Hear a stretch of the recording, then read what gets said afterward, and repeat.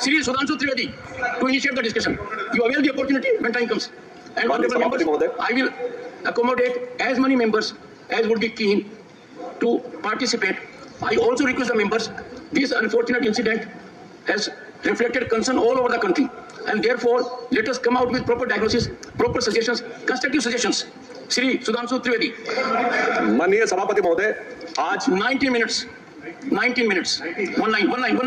Shekhar ji, one line. माननीय सभापति महोदय, आज मैं बहुत भारी मन से इस विषय के ऊपर अपना विचार रखने के लिए आपके समक्ष प्रस्तुत हूं। एक इस विषय में महत्वपूर्ण बात यह है कि इस विषय पे सभी तरफ से एक समान कंसर्न उभर कर सामने आ रहा है। इस सदन में हम इस विषय पे चर्चा कर रहे हैं, दूसरे सदन में भी इस विषय पे कार्य स्थगन प्रस्ताव के नोटिस हैं, जिसमें कांग्रेस पार्टी की तरफ से भी है, और इस सदन में आम आदमी पार्टी की प्रतिनिधि की तरफ से भी यह विषय लाया गया है। यह दर्शाता है कि यह विषय कितना व्यापक और कितनी संवेदना की दरकार रखता है।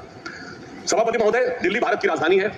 यहां पर लोग अपने जीवन की और राष्ट्र के सेवा की अनेक आकांक्षाओं को लेकर आते हैं। पिछले कुछ वर्षों में हमने देखा कि सिर्फ जीवन यापन के लिए नहीं, नए अवसरों की तलाश में ही नहीं, बल्कि कोचिंग के माध्यम से नए कैरियर की तैयारी के लिए भी भारी संख्या में छात्र आने शुरू हुए।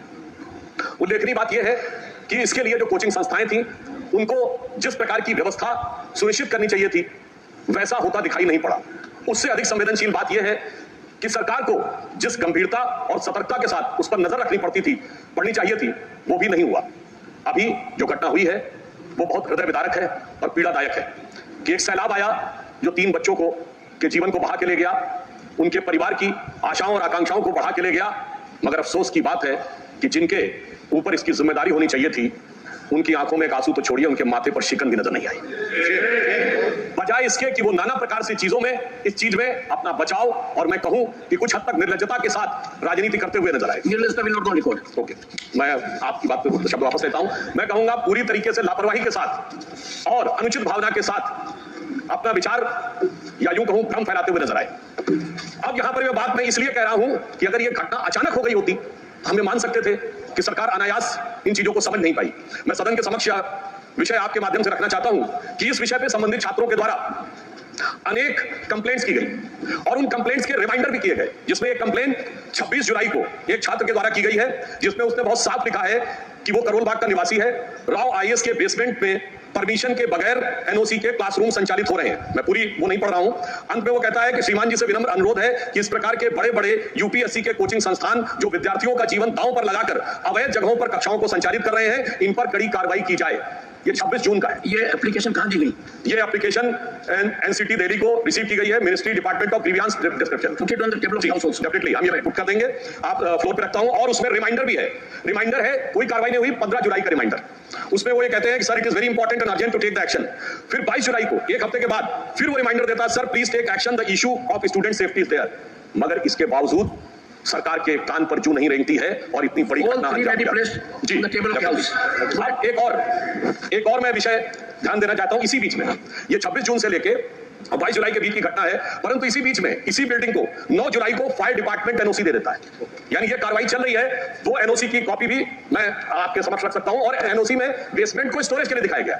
अब यदि वो फायर डिपार्टमेंट ने एनओसी दी है और स्टोरेज के लिए दिया है, तो क्या बगैर इंस्पेक्शन के किया? क्योंकि 26 जून को शिकायत चल रही है और 9 जुलाई को एक दूसरा विभाग स्टोरेज के लिए दे रहा है, तो या तो बगैर देखे हुए दिया गया है या फिर बहुत देख समझकर किसी अन्य अपरिहार्य कारणों के माध्यम से दिया गया है। तो इसलिए हम ये कह सकते हैं कि ये अपने आप में एक लापरवाही नहीं, बल्कि ये एक प्रकार का एक आपराधिक कृत्य है, एक प्रकार की क्रिमिनल नेग्लिजेंस है, जिसमें जानते बूझते बच्चों को उस हद तक उनके जीवन को खतरे में डालने के तक ले जाया गया। और मुझे अधिक वेदना इसलिए होती है सभापति महोदय कि दिल्ली में मात्र कुछ दिन पहले पीने के पानी की किल्लत थी और उससे लोगों की जान जहमत में थी। आज सीवर के पानी से जान हलकान है। आप सोचिए कि जो लोग इतने लंबे समय से हुकूमत कर रहे हैं और पहले कहते थे हमारे पास ये नहीं है, हमारे पास वो नहीं है, आज तो एमसीडी भी आपके पास है, सरकार भी आपके पास है, और जो कहते थे कि नई राजनीति लाएंगे, वो नई राजनीति कितनी खतरनाक साबित हो रही है और लोगों की जान कैसी हलकान किए हुए है, और उसके बावजूद उनकी तरफ से सिर्फ सियासी बयान है और इसके अलावा कुछ भी नहीं है। मैं ये भी कहना चाहता हूं महोदय, अभी हम लोग जुलाई के महीने में 6 महीने बाद जाड़े का दौर शुरू होगा, सांस लेने की भी तकलीफ होगी। यानी पानी का विषय हो, जमुना की सफाई का विषय हो, या सांस हवा की सफाई का विषय हो, सारी बातों पे सिर्फ बातें होती रही हैं और समय के अनुसार ये अपना स्टैंड समय समय पर चेंज करते रहे। यहां पर मैं एक और बात बताना चाहता हूं, यदि किसी व्यक्ति के साथ कोई हादसा हो जाए, मान लीजिए उन बच्चों के साथ यह स्थिति हुई, आप अस्पताल ले जाना चाहें, तो मैं बताना चाहूंगा कि मीडिया में रिपोर्ट अवेलेबल है कि हाई कोर्ट ने इस पर टिप्पणी की है कि बहुत कम जी माननीय सदस्य, ये गंभीर विषय है और सदन में दो बातों का ध्यान रखना पड़ेगा। एक तो आप विषय पर ही बोले और दूसरा मीडिया रिपोर्ट को आधार नहीं बनाए। आप वो सर हाई कोर्ट के जजमेंट को कोट कर रहा हूं। नहीं, जजमेंट की कॉपी आपके पास, उसकी प्रतिलिपि रखनी पड़ेगी जी, क्योंकि मीडिया में कुछ भी आ जाए उसको आधार मत बनाइए। सर हाई कोर्ट ने इस बारे में बहुत असंतुष्टि व्यक्त की है पूरा जितनी हाई कोर्ट ने इस विषय को लेकर बहुत असंतुष्टि व्यक्त की है कि जितनी प्रकार की आबादी है उसकी तुलना में अस्पताल में सीटी स्कैन की मशीनें बहुत कम है। ये वेल नोन फैक्ट है, पब्लिक डोमेन। और इतना ही नहीं, मैं तो कांग्रेस के प्रदेश अध्यक्ष का बयान कोट करना चाहूंगा जिसमें उन्होंने कहा था कि 32 अस्पतालों में से 68 ऐसे हैं जहां पर ऑपरेशन थिएटर काम ही नहीं कर रहा है। ये कांग्रेस के प्रदेश अध्यक्ष का बयान। अर्थात ये मैं सिर्फ ये बताना चाहता हूं, लोगों की जान के प्रति लापरवाही का विषय किस सीमा तक है और उस सीमा पर चलते हुए ये स्थितियां इस प्रकार की आती हैं कि नोटिसेस छात्रों के द्वारा है, आगाह जनता के द्वारा किया जा रहा है, परंतु उसके बावजूद हमारी दिल्ली की सरकार इस विषय में किसी भी प्रकार का कोई प्रभावी कार्रवाई नहीं कर रही। आज मैं आपके माध्यम से पूछना चाहता हूं कि दिल्ली सरकार के पीडब्ल्यूडी डिपार्टमेंट और एमसीडी को, क्योंकि इसमें जो मुख्य कारण रहा, सफाई नहीं की गई, सीवर में स्लिटिंग की सफाई नहीं की गई, जिसकी वजह से सीवर का पानी बैकफायर किया और मात्र 2-3 मिनट के अंदर पूरा का पूरा बेसमेंट जिस तरीके से भर गया। इसमें 2-3 पक्ष हैं। पहला, बेसमेंट पे काम करने की परमिशन किस डिपार्टमेंट ने दी? दूसरा, यदि वो परमिशन दी गई, क्या उसके बाद कोई इंस्पेक्शन नहीं हुआ? तीसरा, कि यदि उसके ऊपर कोई शिकायत की गई तो उसके ऊपर कोई कार्रवाई की गई नहीं? और चौथा, आसपास के सीवरों की जो स्लिट स्लज थी उसकी सफाई की गई या नहीं? इस बारे में जानकारी या सदन जानने की आवश्यकता रखता है, क्योंकि इन चारों चीजों ने मिलकर उन 3 बच्चों की जान के साथ खिलवाड़ किया है। मगर अफसोस की बात यह है कि हमारी सरकार दिल्ली की जो इतना प्रचार करती है कि हमने ये किया, हमने वो किया, मगर आज तक वो ऑथेंटिक डाटा नहीं दे पाए कि सीवर्स की स्लज की सफाई के लिए उन्होंने क्या काम किया है जिसकी वजह से इस प्रकार की घटनाएं ना हो। जब से वो सरकार में आए हैं, ये एक वेल नोन फैक्ट है कि जल बोर्ड का घाटा 74,000 करोड़ रुपए हो गया है। यानी एक तरफ आपके संस्थान निरंतर घाटे में जाते चले जा रहे हैं, दूसरी तरफ उसमें भ्रष्टाचार के आरोप लगते चले जा रहे हैं, तीसरी तरफ शिकायतें आती चली जा रही हैं और इसके बावजूद भी उनके ऊपर किसी प्रकार का कोई प्रभाव नजर नहीं आ रहा है। इसलिए यह आवश्यकता है कि सदन इस विषय के ऊपर बहुत गंभीरता से विचार करे। हम यह भी आपके संज्ञान में रखना चाहते हैं कि इन चीजों के ऊपर कोई कार्रवाई न करते हुए भी सरकार किन चीजों पे कार्रवाई कर रही है। हम ये बात पूछना चाहते हैं कि इस विषय के विभागीय मंत्री, मैं उनका नाम नहीं लेना चाहता, विभागीय मंत्री हो या सरकार की तरफ से हो, क्या उन्होंने किसी प्रकार का तथ्यात्मक आंकड़ा सरकार के द्वारा जनता के सामने रखा है? नहीं रखा है। उन्होंने आकर सिर्फ बयानबाजी की है। यह दर्शाता है कि उनका उद्देश्य वास्तविकता, क्योंकि वास्तविकता तो वो मेरे विचार से सभापति महोदय सामने रखने की स्थिति में ही नहीं है, और उन्होंने इस विषय पे कितना मद में व्यय किया है, मैं आपके माध्यम से पूछना चाहता हूं कि सीवर की सफाइयों को लेकर उन्होंने कितना व्यय किया, जबकि यह बात लोगों की जानकारी में उपलब्ध है कि दूसरी चीजों पे बहुत व्यय किया है। एडवर्टीजमेंट के ऊपर 2012-13 में जब कांग्रेस की सरकार थी तो 13-14 करोड़ रुपए व्यय होता था, अब 568 करोड़ रुपए व्यय। मैं पूछना चाहता हूं कि बिल्डिंग के कंस्ट्रक्शन के ऊपर, जांच के ऊपर, सीवर के ऊपर कितना उन्होंने व्यय किया है 2021 में? सर उसी में बात कर रहा हूं, हम बिल्कुल जानना चाहते हैं। सरकार को देश की जनता को जानने का हक है कि यदि 50 गुना अधिक खर्चा हुआ है प्रचार में तो कितना गुना खर्चा हुआ है सीवर की सफाई में, कितना गुना खर्चा हुआ है इन चीजों के समस्या के अंदर। एक सेकंड सुनिए, nothing will go on record. Sanjay nothing will go on record. And it is a no, listen to me, one second, nothing is going on record. Honourable member ji, honourable member, one second, nothing will go on record, please. सदन के नेताजी दोनों तरफ सुनिए, मैं सदस्यों से कहूंगा ये अत्यंत गंभीर मुद्दा है। इस पर जब विज्ञापन की बात आई तो आप और हम सब रोज देखते हैं अखबार का पहला page coaching, second page coaching, third page coaching. इतना भारी खर्चा कहां से आता है? उस छात्र से आता है जो अपने सपने को साकार करना चाहता है। नंबर 2, मैं सदस्यों को से आग्रह करूंगा, इस पर सुझाव दीजिए। सीमित दायरा है कोचिंग का, जहां आवश्यकता इस भारत को स्किल की है, स्किलिंग के लिए इतना कुछ हो रहा है, कोचिंग एक सीमित दायरे में सभी को उसमें डाल रहे हैं। ये एक ऐसा साइलो हो गया है जो गैस चैम्बर से कम नहीं है।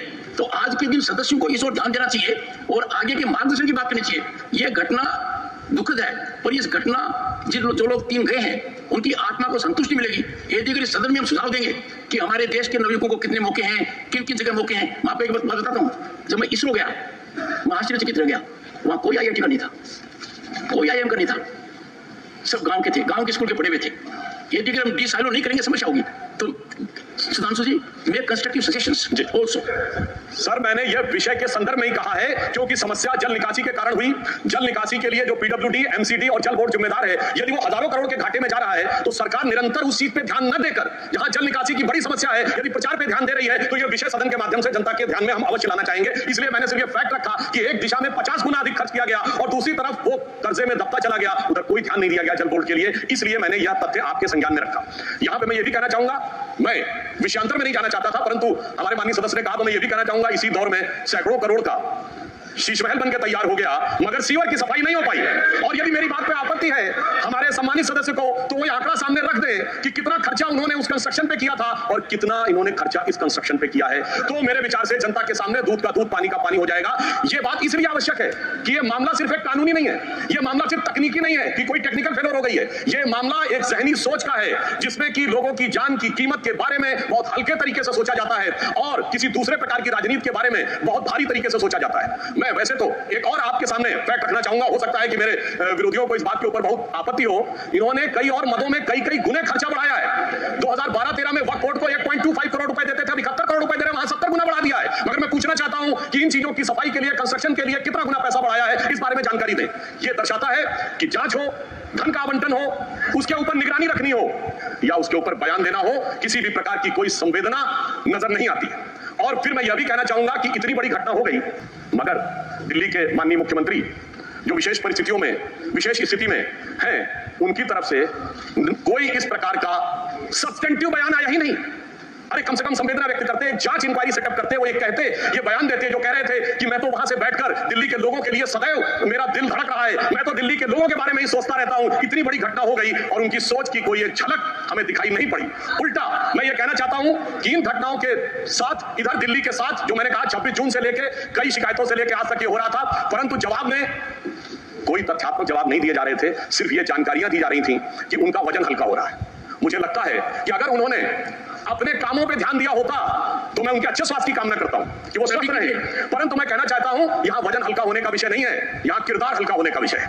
और जिस प्रकार का आचरण आम आदमी पार्टी ने दिखाया है वो निश्चित रूप से उनके आचरण के और उनकी सरकार के परफॉर्मेंस पे संजय, बिल्कुल महोदय उस पर चर्चा हो रही है। देखिए, जो इसमें कौन सी बात है महोदय? अगर महोदय मैं आपके माध्यम से कहना चाहता हूं महोदय, सुधांशु जी, मेरे विषय, मेरे एक second Sanjay, nothing is going on record. Sanjay, nothing is going on record. बैठिए please, let us please Sanjay, take your seat. Nothing is going on record. नहीं, नथिंग।